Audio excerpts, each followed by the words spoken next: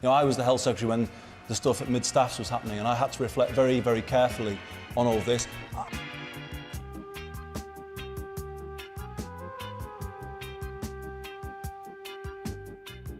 Independent providers made up 5% of the NHS under Labour. Yes. And they now account for 6% of the NHS. So it's a fairly subtle change, isn't it? Yeah, but a lot of these contracts are being put out to tender, and it's about seeing the trend. This is the thin end of the wedge.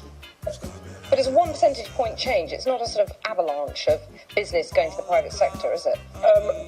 I would question that 1% when looked at across the contracts that are coming up. I mean, just last week alone, on the same day, £230 million worth of contracts were handed to private companies. So it is something that is happening. But it's a fear rather than a reality. It's not. It is an absolute reality. It is happening. You know, I was the health secretary when the stuff at mid-staffs was happening, and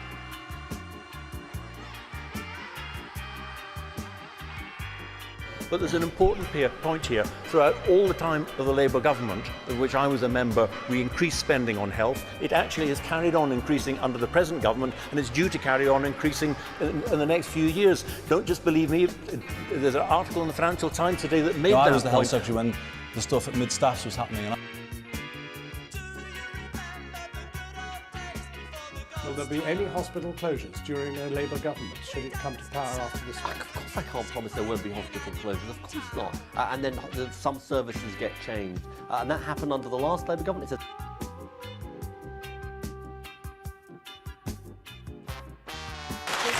Point number one, Anne Clwyd, your colleague our colleague in Westminster, has said that at least 6 hospitals in Wales have disturbingly high mortality rates and should be investigated.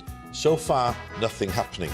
In the First Minister's own constituency, a lady was dealt with terribly in a local hospital.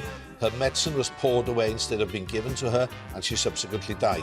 He'd known about that since 2010 and not done 2012 and not done very much about it. Now, the short fact is, you may say it's only 3 million people, but the 3 million in Wales, well, yeah, but the 3 million in Wales deserve as good a service as anybody else. Now,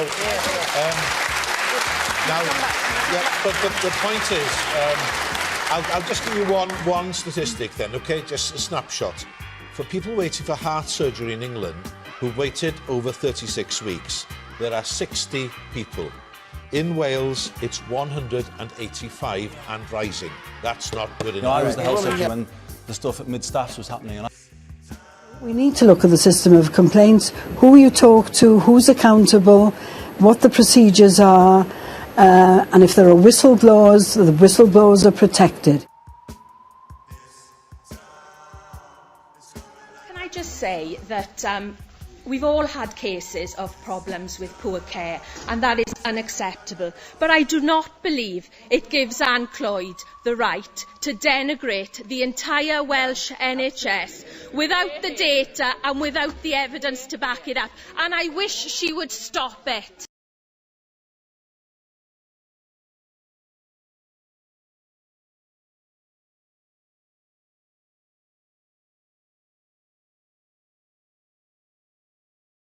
you know, I was the health secretary when the stuff at mid-staffs was happening.